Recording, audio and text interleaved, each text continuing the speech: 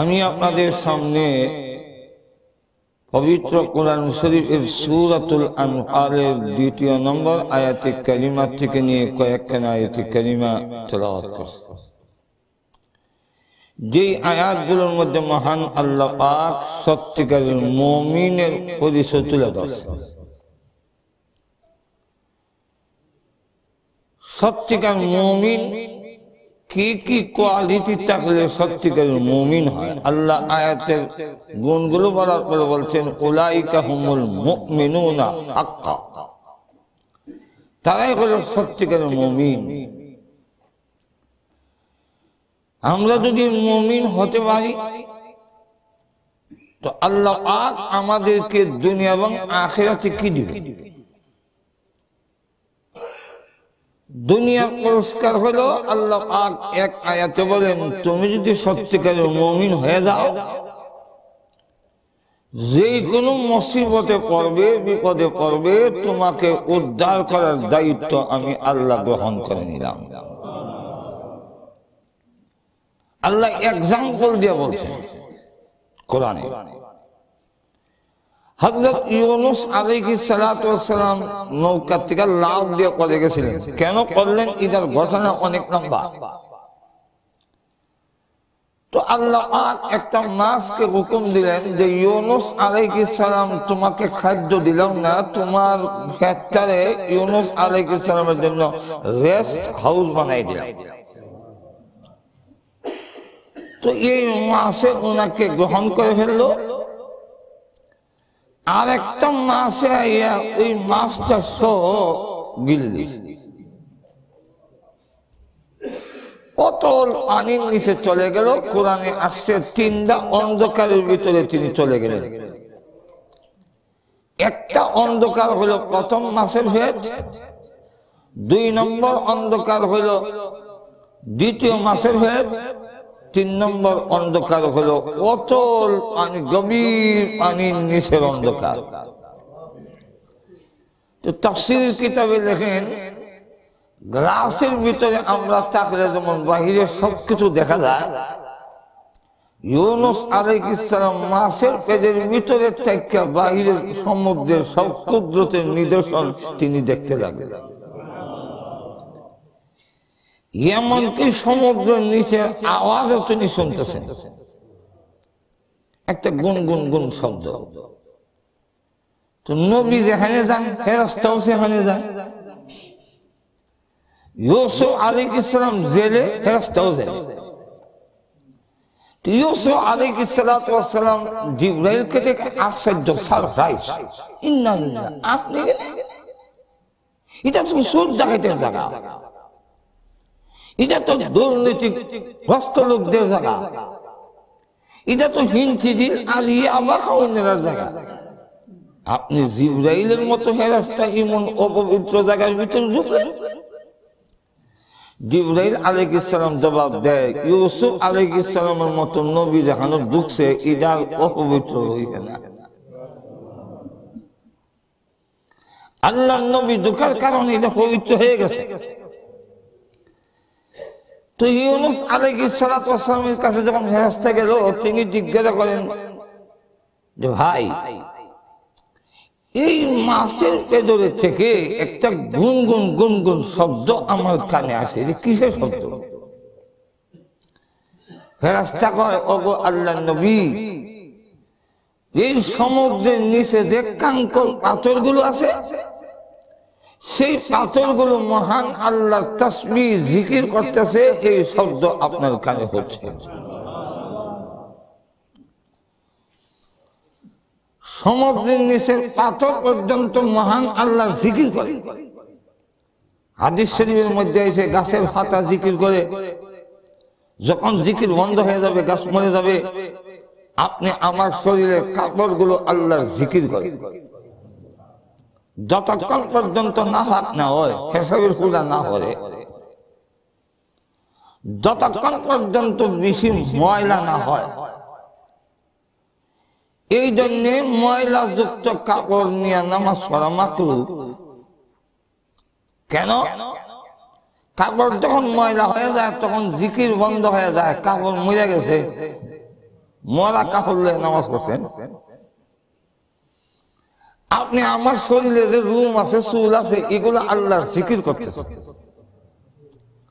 আপনি আমার আমলনামায় এগুলা লেখা হচ্ছে। যাক, ওইদিকে যাবো না, গেলে সময় কম তো। তো ইউনুস আলাইহিস সালাতু ওয়াস সালাম 40 দিন পর্যন্ত মাছের পেটে থেকে যখন তিনি দেখলেন সমুদ্রের পাথরেও আল্লাহর জিকির করে, তাহলে আমারও তো আল্লাহর জিকির করার দরকার। তিনি তখন শুরু করে দিলেন, লা ইলাহা ইল্লা আনতা সুবহানাকা ইন্নী কুনতু মিনাজ জালিমিন। আল্লাহ সঙ্গে সঙ্গে জবাব দিলেন, ফাস্তাজাবনা লাহু, আল্লাহ তার ডাকে জবাব দিলেন,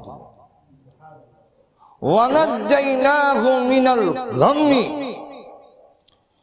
শুধু জবাব দিয়ে শেষ নয়, আল্লাহ বললেন, আমি তোমাকে পেরেশানি থেকে, বিপদ থেকে নাজাত দিলাম, মুক্তি দিলাম, উদ্ধার করে আনলাম।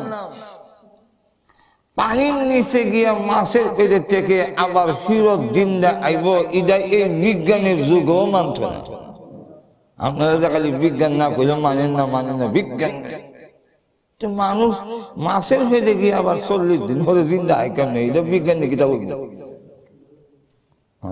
ঠিক না?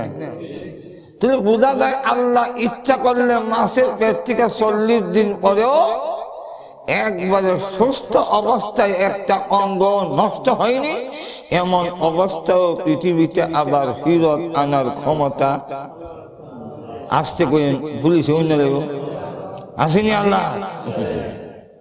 দেখাই এখন বলতে পারেন এটা হইল পয়গম্বর, তো আমরার মতো লোককে কি এরকম করবেন? এমন প্রশ্ন যদি আপনাদের অন্তরে জাগে, নবীর বেলা হচ্ছে মাঝের এখন ঠিক না, আমরা হতে আল্লাহর দয়া মায়া একটুকু কম না। কোন লোকে যদি একটা প্রতিবন্ধী থাকে, আমার কাছে বেশি ভালো না রাখতে পারে আমার প্রতিবন্ধী সন্তানদারে, কিন্তু আমার কাছে আমার প্রতিবন্ধী সন্তানদার প্রতি অন্যরা সাইতে দরদ বেশি থাকে।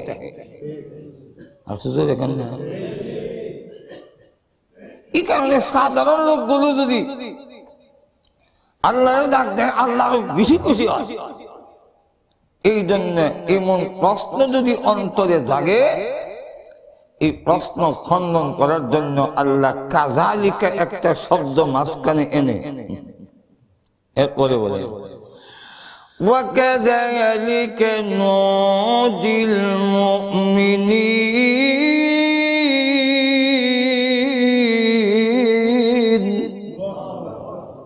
এমনি ভাবে, কাযালিকার অর্থ এমনি ভাবে, এমনি ভাবে। বুঝুন না আমার মা, তো জুড়ে হানা কইেন, এমনি ভাবে। এই কথাটা কইলই প্রশ্ন হয়, কেমনি ভাবে মাজুর এখন ঠিক না? আমি যখন এমনি এমনি করে কেমনে মাজুর এখন ঠিক না?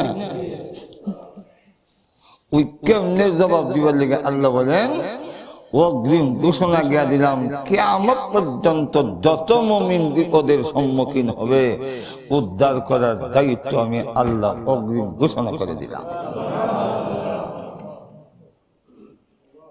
শুধু তা না,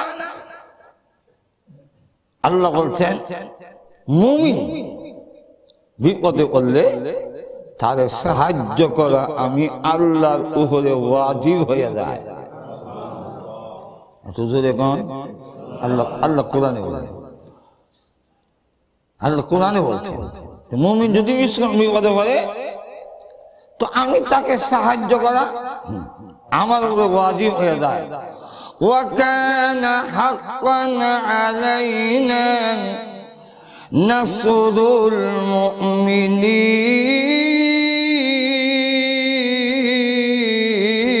المؤمنين حقا علينا نصر المؤمنين। কিন্তু আজকে মুমিনে মাইর খায় কেন?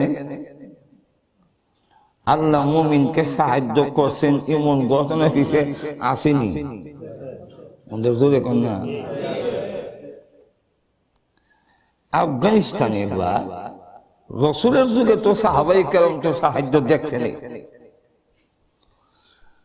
যুগে যুগে সাহাবায়ে কেরাম তাবিঈন তাবে তাবিঈন আইমে মুস্তাহিদিন আল্লাহর ওলিয়া বিপদ হলে ডাক দিতে দিয়েছে, সাহায্য আইতে দিয়েছে। কিন্তু আমরা ডাক দিলে সাহায্য আয় না কেন? নিশ্চয়ই আমরার মধ্যে কোনো কমতি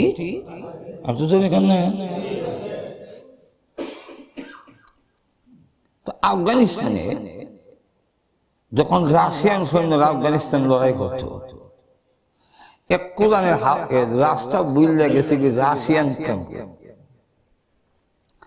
তো এরা ছেলেটা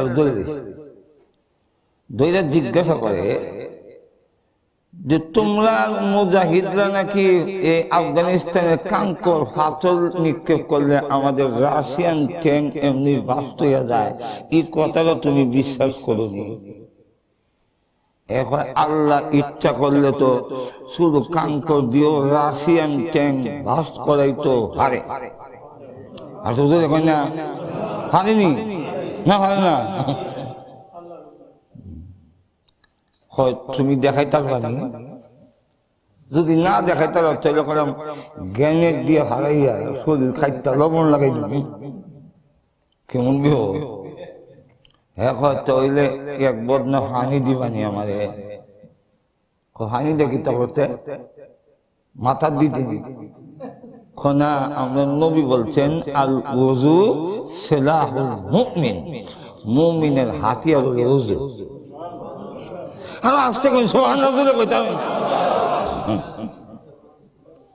মুমিনের হাতিয়ার ওযু, সবসময় ওযু নিয়ে থাকবেন। যদি মৃত্যু হয়ে যায় ওযু অবস্থায় আল্লাহ পাক জিন্দেগির গুনাহ মাফ করে দিবেন। তো দিশে এক বদনা হয়নি, উযু করছে, এখন কয় আমি 2 রাকাত নামাজ পড়ার সুযোগ দিবানি। নামাজ কি তারে? তো নাস্তিক, নামাজ বুঝে না, আল্লাহ বুঝে না। নামাজ তোমরা বুঝাইতাম পারতাম না, আমি তো হাতিয়ার লইছি উযু করিয়া, হাতিয়ারের ভিতরে গুলি ঢুকানি লাগে না? নজর এখন ঠিক না, গুলি ঢুকাইতাম সুযোগ দাও বলে কেনে বলে আল্লাহ বলছেন ইয়া আইয়ুহাল্লাযীনা আমানু ইসতাঈনু বিস-সাবরি ওয়াস-সালাহ ইন্নাল্লাহা মা'আস-সাবিরিন।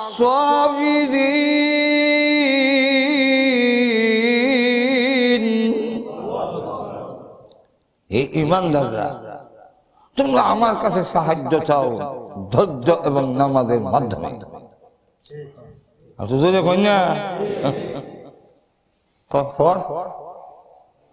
এতগুলো বুঝে না, 2 রাকাত নামাজ করে এবার আল্লাহ তুমি না কইছো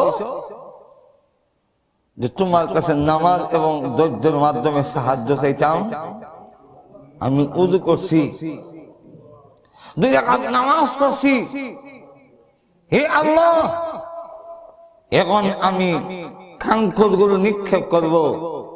বদর উহুদে যে সাহায্য নাজিল করেছিলে, আজও তোমার মুমিন বান্দার প্রতি এই সাহায্য নাজিল করো।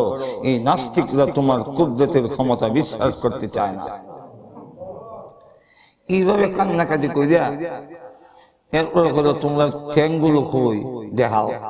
17টা লাইন ধরানো আছে, হারলে হুলাইরা এই হাতের মধ্যে কিছু কাঙ্কর লইয়া ওই আয়াত পড়লেন যেই আয়াত রসুল বদরের যুদ্ধ করছিলেন।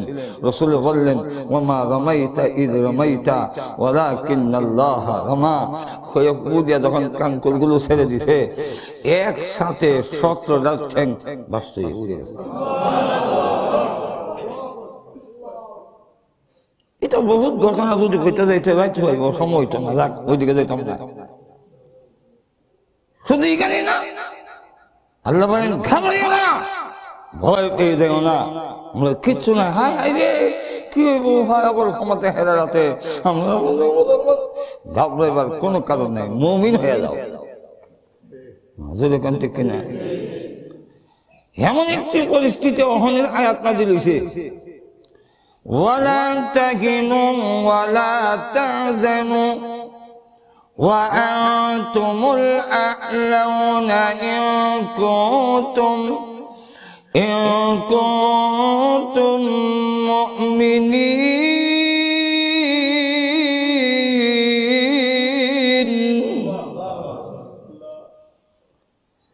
এই আয়াতটা যখন নাযিল হইছে তখন সাহাবায়ে কেরাম আহত, রাসূল আহত, এমনকি রাসূল আহত হইয়া উহুদ পাহাড়ের এক পাথরে রাসূলকে সেভ করে দিয়েছে।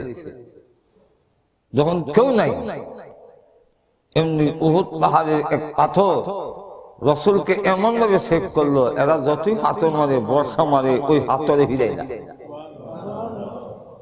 এই জন্য রাসূল বলেন, উহুদ পাহাড়ে আমারে ভালোবাসে, আমি রাসূল উহুদ পাহাড়কে ভালোবাসি। এখন শয়তান ঘোষণা করে দিচ্ছে, কাদ কুতিলা মুহাম্মদ, মুহাম্মদ সাল্লাল্লাহু আলাইহি ওয়াসাল্লাম শহীদ হয়ে গেছে, মুহাম্মদ নাই, কারণ দেখা যায় না তো, মাত্র নাই। আর একজন সাহাবী ছিলেন, ওনার নাম হলো মুসাইব বিন উমাইর রাদিয়াল্লাহু আনহু, উনি ওই শহীদ হয়ে গেছে।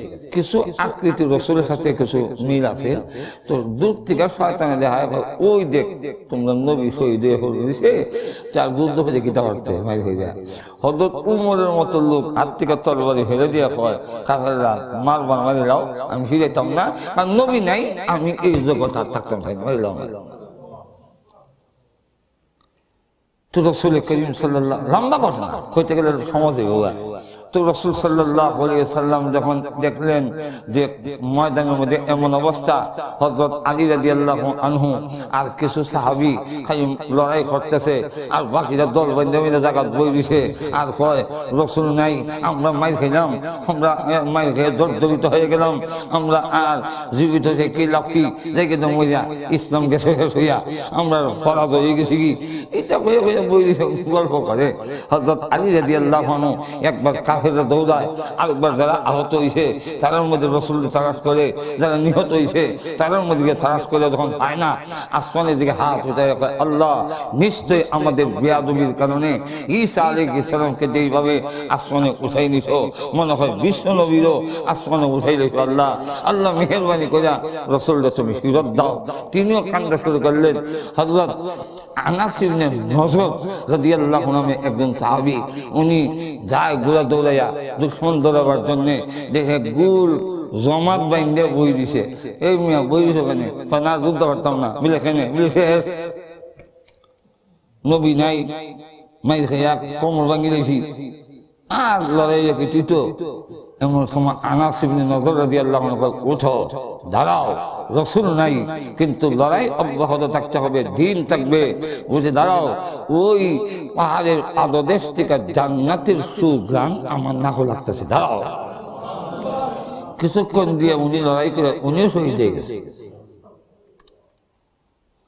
এই পরিস্থিতিতে রাসূল গর্তের ভিতরে আয়াত নাযিল হয়েছে, ওই পাহাড়ে আয়াত নাযিল হয়েছে। কি আয়াত? ওমা মুহাম্মাদুন ইল্লা রাসূল কাদ খালাত মিন ক্বাবলিহির রুসুল আফা ইন মাতা আও কুতিলা ইনকালাবতুম আলা আকাবিকুম। এই আয়াত যখন নাযিল হয়েছে, রাসূল গর্তের ভিতর থেকে বের হয়েছেন, কিন্তু হুজুর ডাক দিবেন একটা উঁচা জায়গার পাথরে উঠা, এই শক্তি আর নাই, শরীর থেকে রক্ত মোবারক ধরতে ধরতে হুজুর ক্লান্ত হয়ে গেলেন। তখন হযরত আবু তালহা রাদিয়াল্লাহু আনহু উনি বললেন, ইয়া রাসূলুল্লাহ, আপনি আমার কাঁধে একটু পা রাখেন, আমি আপনাকে পাথর উঠাই দেই। অথচ আবু তালহা রাসূলকে সেভ করতে গিয়া উনার পিঠের মধ্যে মাথার থেকে নিয়ে পা পর্যন্ত এই পিঠের দিকটার মধ্যে ৮০ থেকে ৯৯টা তীরের জখম লাগা।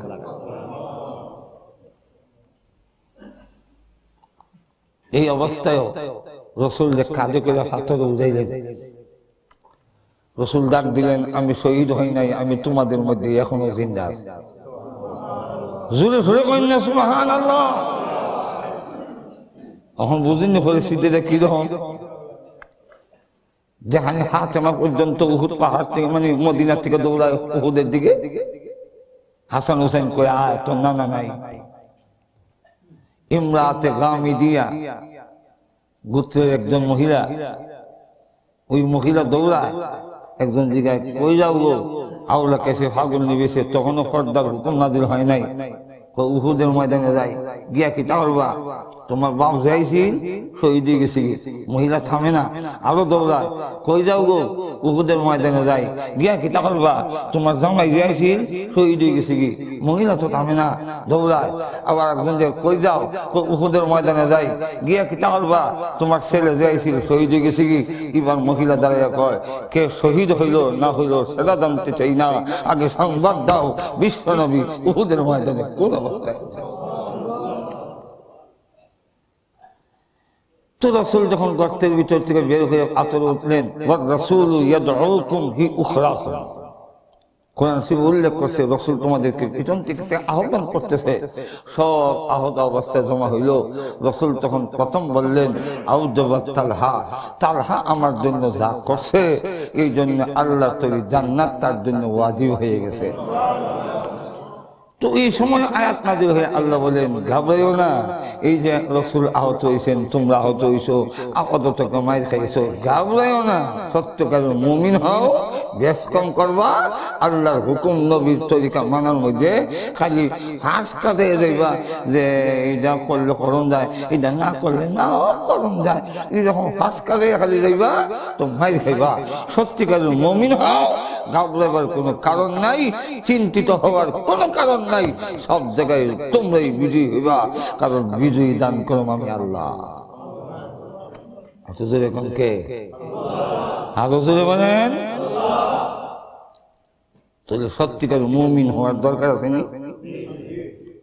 জোরে কান না, আরো জোরে কান। এটা হলো দুনিয়ার তা কইলাম। মুমিন হইয়া মরতে পারলে, ইমান নিয়ে মরতে পারলে পুরস্কার কি? জান্নাত। কারণ মুমিন ছাড়া জান্নাত আর কেউ হয়তো না, বা হইল না, নবীর বা হইল না। ইব্রাহিম নবীর বাপ, কোরআনে বলতে তার নাম আজর। কি নাম? ওয়াইজ ক্বালা ইব্রাহিমু লিআবিহি আজর, মারা গেছে। তো সে লইয়া কান্দে আল্লাহ রব্বুল আলামিন, আমি ইব্রাহিম যদিও আমার বাবা আল্লাহ মানে নাই তোমাকে, কিন্তু এর পরও আমার তো বাপ, আল্লাহ জাহান্নামের আগুনে দিও না। আল্লাহ বলেন, ইব্রাহিম আমি জাহান্নাম থেকে মুক্তি দিব, দূরের কথা দোয়া দাও তুমি করো না। আল্লাহ দোয়া করবো না। আপনি না বলতেন কিয়ামতের কঠিন ময়দানে পরকালে কোন পয়গম্বরকে অপমান করবেন না, লাঞ্ছিত বেইজ্জত করবেন না। আল্লাহ রাব্বুল আলামিন বলেন, হ্যাঁ তা তো আমার ঘোষণা, পরকালে কোন নবীকে আমি আল্লাহ অপমান করব না, বেইজ্জত করব না। ইব্রাহিম নবী বলেন, আল্লাহ আমার বাবা যদি জাহান্নামের আগুনে থাকে, আমি ইব্রাহিমকে লাঞ্ছিত অপমানিত হব না। এখন ঠিক না? আপনার বাপ যদি বাংলাদেশের দুর্নীতির কোন মামলায় জেল যায়, আপনি ইজ্জত বাড়বো? এখন না, আপনি কিতা বলবো? সুরের হুত। মাজুর এখন ঠিক না? রব্বুল আলামিন,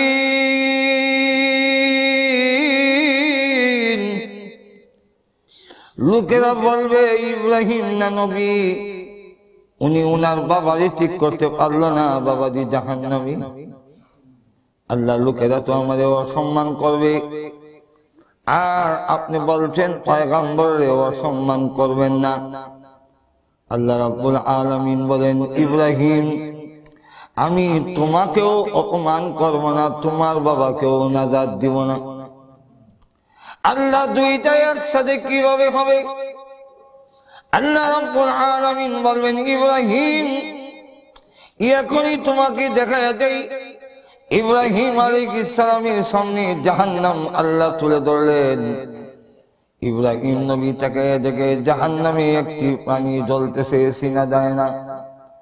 আল্লাহ ওই যে প্রাণীরা জাহান্নামে জ্বলে, কোন প্রাণী তো জাহান্নামে জ্বলার কথা নয়, এটা কোন প্রাণী গো মাবুদ? আল্লাহ ডাক দিয়ে বলেন, এটাই হলো তোমার বাবা আদর ঠাকুর। আল্লাহ তাআলা আমার আব্বা সূরত পরিবর্তন হয়ে গেছে, চিনা যায় না কেন? আল্লাহ ডাক দিয়ে বলেন, ইব্রাহিম তোমার ইজ্জত রক্ষার জন্য আমি আল্লাহ তোমার বাবার সূরত পরিবর্তন করে দিয়েছি। মাফ নাই, মাফ নাই। কারণ জান্নাত পাইতে হলে পূর্ব শর্ত হলো মুমিন হইতে হবে। আরো জোরে বলেন। তাইলে এবার আমাদের জানার দরকার কি কি কোয়ালিটি সিফত গুণ অর্জন করলে সত্যিকারের মুমিন হওয়া যায়। ব্যাখ্যা যেমন টাইম নেই, সংক্ষেপ না অসুবিধা হইতেছে।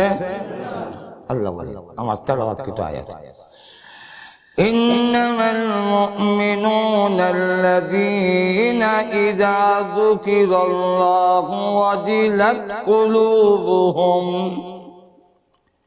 মুমিন একমাত্র তারাই, আমাদের বাংলা ভাষায় রশি লাগাইয়া, রশি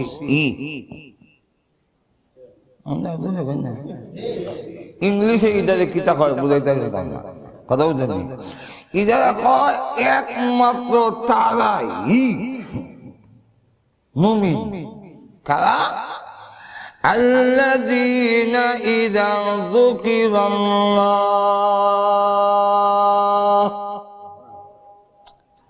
যাদের সামনে আল্লাহর আলোচনা আসলে আল্লাহর মহত্ব আর মর্যাদায় অন্তরের মধ্যে কম্পন শুরু হয়। আসতে কই অন্তরের মধ্যে কি শুরু হয়? আরো জোরে কেন? আল্লাহ কারে কয়, আল্লাহর কি ক্ষমতা, আল্লাহর কি হওয়া, এটা চিনে একমাত্র কারা? আরো জোরে ছোট বাচ্চাকে যদি কোন বিলে ফুলি চাইতেছে বুঝবো, যদি বলেন বলে রেব আইতাছে লড়ব, বুঝে হে রেব কাজে কয়। কিন্তু আপনারা যদি করি বাংলাদেশে কোন লোক যদি বলেন পুলিশ আইতাছে, তাহলে লড়তো না, তেমন পুলিশ আইলে অসুবিধা নেই, একটা সিগারেট দিলে চলে। বাংলাদেশের পুলিশ একটা বিড়ি পর্যন্ত ঘুষকায়, কিন্তু যদি কেন বাংলাদেশের মানুষ এতটুকু বুঝছে রেপ মানে আজরাইলের শুরু ভাই, ক্রস ফায়ারের নাম দিয়ে গুলি হলো, নাম হলো ক্রস ফায়ার, আসলে এক ফায়ার মাঝে এখন ঠিক না। ক্রস ফায়ার তৈল দুনো দিক থেকে যায়, সুরেও মারে হেরাও মারে, কিন্তু গুলি এত শিক্ষিত কমে, খালি সুর চিনে রেব মরে না। এটা ঠিক তেমনি হবে অন্যদের কাছে আল্লাহর কথা বলবেন, তার যদি আপনার আল্লাহর কথা কইলে আপনার অন্তরের নাড়া না দেয়, তাহলে বুঝতে হবে ইমানের কোন দুর্বলতা আছে। আর আল্লাহর নাম কইলে ও আল্লাহ আল্লাহ, সবচেয়ে বেশি চিনতেন আল্লাহ রাসূল, সবচেয়ে বেশি চিনতেন আল্লাহ জিবরাইল। এখন না মরিয়মের ঘরে যখন জিবরাইল ঢুকলো, হাতা মাসসালাহা বাশারান সাওয়িয়া, পরি অন্য যুবকের সুরত ধরে ঘরে ঢুকছেন। জিবরাইল যে ঘরে ঢুকলো মানুষের সুরত ধরে, রাসূলের কাছে যখন মানুষের সুরত ধরে আইতো তখন দাহিয়া কালবির সুরত ধরে দিত। মরিয়মের ঘরে যখন ঢুকলো মানুষের সুরত দিলে, এই মানুষটা কেদা আছে, কার সুরত? তাফসীর কারকরা বলেন রাসূলের সুরত দিলে ঢুকলেন। কেন? এই কেন জবাব হইল 16 নম্বর জবাব যে মরিয়মের সাথে রসুলের জান্নাতে বিয়ে হবে, রসুল মরিয়মের সাথে থাকবে, এর লেগে আগেই দেখাই দিছে উনি হবে তোমার জান্নাতের স্বামী।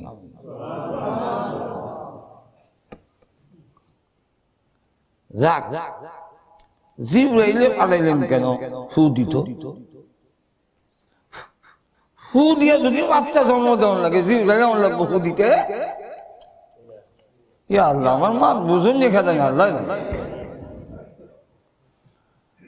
ফুল দ্বারা যদি সন্তান জন্ম দিতে হয় আল্লাহ, এই ফুলটা দিবার লাগে কি জিবরাইল আনন্দ লাগবো? জাকারিয়া নবী ফু দিলে হয় না?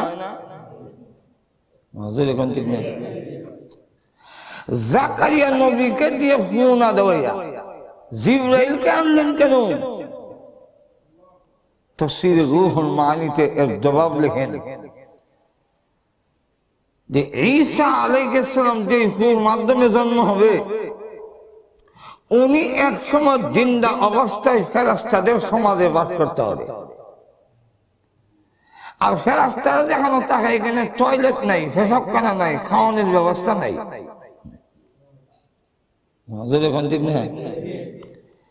এখন জাকারিয়া নবী এমন ব্যক্তি, যিনি খান, যিনি পেশাব করেন, ওনার খাদ্যের মধ্যে যেটা খাওয়ার পরে পেশাব হয়, পায়খানা হয়, এই খাবারের দিয়ে যে ফু তৈরি হয়, এই ফুর মধ্যে খাওয়ানোর কিছু আসল আছে। এখন ঠিক না, মদ খাওয়া বিড়ি খাওয়া ফু দিলে,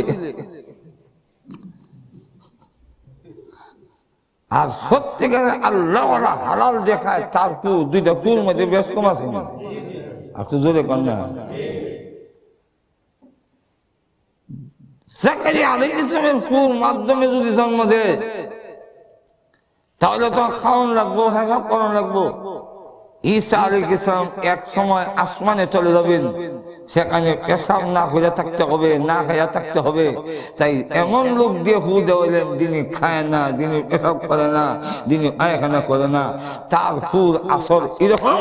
যতদিন ঈসা আলাইহিস সালাম দুনিয়াতে ছিলেন, দুনিয়ার সমাজে থাকার কারণে তিনি ইস্তেঞ্জা করছেন, তিনি পেশাব করছেন, কিন্তু যখন তিনি আসমানে চলে গেলেন, ওই জিবরাইলের ফু কারণে ওনার ইগানে ঈদের আসর প্রতিফলিত হয়েছে যে ওনারও পেশাব নাই, পায়খানা নাই। এই জন্য কাদিয়ানীরা কয় ঈসা আলাইহিস সালাম আসমানে গেছে না, উনি মারা গেছে। আর ঈসা আলাইহিস সালামের সুরতে গোলাম আহমদ কাদিয়ানী আইছে। একবার দেওবন্দের 4 জন ব্যক্তি গেছে কাদিয়ানীদের সাথে বসে, এর মধ্যে একজন হলো আনোয়ার শাহ কাশ্মীরি, আর 4 জনের মধ্যে একজন হলো দেওবন্দ মাদ্রাসার বাবুরসি। বাবুরসি যে হলো বড় আলেম হয়। তো বাবুরসি হুজুর আপনারা পরে করবেন, আমি আগে বস করি, আমি না করলে আপনারা করি। তো বাহাস করতে করতে যখন এক পর্যায়ে এলো যে উনি তো ঈসা আলাইহিস সালাম মাসিহ মাউউদ, উনি দুনিয়াতে আসছেন, তখন উনি কয় না, ঈসা আলাইহিস সালাম তো আসমানে আছেন। তারা কয় না, ঈসা আলাইহিস সালাম মারা গেছে। তো এক পর্যায়ে হলো ঈসা আলাইহিস সালাম যদি আসমানে থাকেন, তাহলে এবার বলো পেশাব পায়খানা কই করেন? তো আসমান ভরে দিছে পেশাব পায়খানা দিয়ে। আনোয়ার শাহ কাশ্মীরি রহমতুল্লাহ কই রে, তুই ফিসে যা, জবাব আমি দেই, তুই হাসতে না, এটার জবাব কি দিবি? বাবর সে করু অনেকক্ষণ লড়াই করে পরিশ্রম করে ইদারে আমার মুষ্টির ভিতরে আনছে, কখন আপনি নিতে নিলেন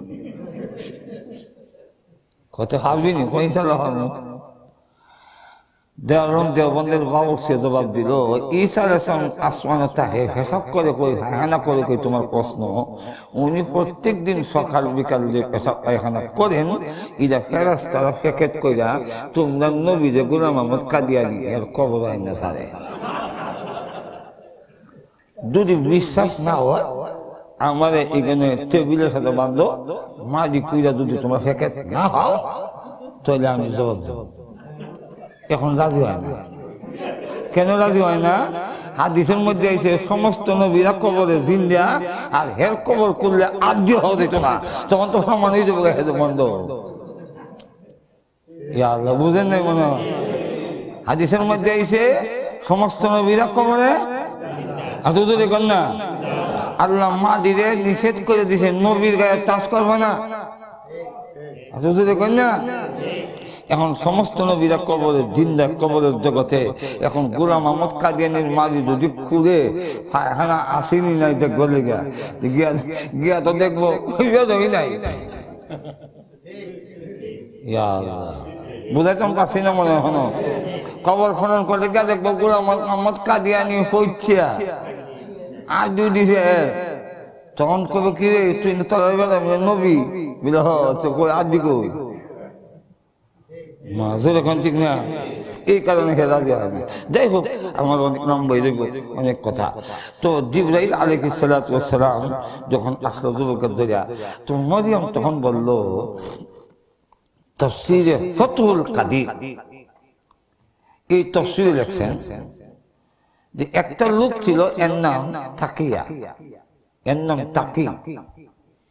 মাজুর এখন ঠিক না, নাম বলা কাম খারাপ। আমরা দেশের নাম হলো তাসলিমা নাসরিন, কাম হইল কুকুন্দির। মাজুর এখন ঠিক না, নাম হলো সালমান রুশদি, নাম কত সুন্দর, সাহাবীর নাম, কিন্তু কাম হইল শয়তানের। এখন না, আমাদের দেশে একটার নাম হলো আহমদ শরীফ ছিল, নাম কত সুন্দর আহমদ, কিন্তু কাম হইল কবি শয়তানের। আমাদের সমাজে অনেকের নাম বালা, কাম খারাপ। এর নাম ছিল তাকি, কিন্তু কাম হইল সুন্দরী মেয়েগুলো কোনো গরম থাকলে এই গরু ঢুকে যায়। এই জাতের কিছু লোক আছে না আমরা সমাজে। মরিয়ম মনে করছে এইভাবে আমার গরু আইছে, তাই তিনি কালাত ইন্নী আউযু বিররহমানি মিনকা ইন কুনতা তাকিয়া, তুমি যদি তাকিয়া হয়ে থাকো আমি আল্লাহর কাছে হানা চাই, রহমানের কাছে। আল্লাহ জিবরাইলে বেদাও না বেরিও না তো বুঝিই না, আর এই উদ্দেশ্যে আইস, কিন্তু এর ওরা লাভ দিয়া কয়েক আদ্য দিকে হারিয়েছে। কেন? আল্লাহর নাম কইছে, আল্লাহ কারে করে মিশি। আর তো জোরে কন না, আপনি আমার নবী হাদিসে এসে আম্মাদান আয়েশা বলেন, ইউহাদ্দিসুনা ওয়া নুহাদ্দিসুহু, আমরা কথা বলতেছি, রসুল শুনতেছেন, রসুল কথা বলতেছেন, আমরা শুনতেছি।